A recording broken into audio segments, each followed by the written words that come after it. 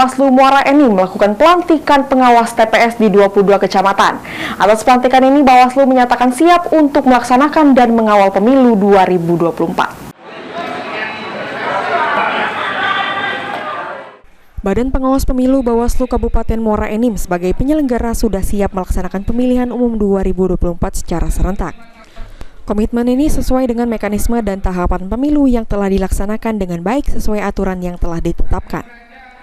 Berbagai persiapan dan tahapan yang sudah berjalan untuk menggelar pesta demokrasi pemilu tahun 2024. Bawaslu Kabupaten Muara Enim sesuai dengan tupoksi telah menjalankan berbagai tahapan hingga pada hari ini.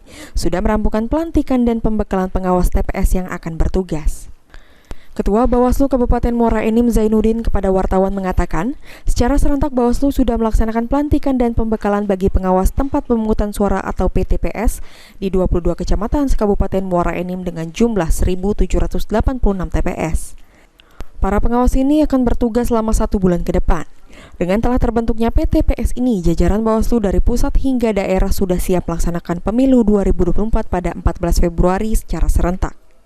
Secara serentak kami melaksanakan pelantikan pengawas tempat pemungutan suara secara serentak se-Kabupaten Muara Enim, yang mana ini berjumlah 22 kecamatan dengan jumlah TPS yaitu 1.786 TPS.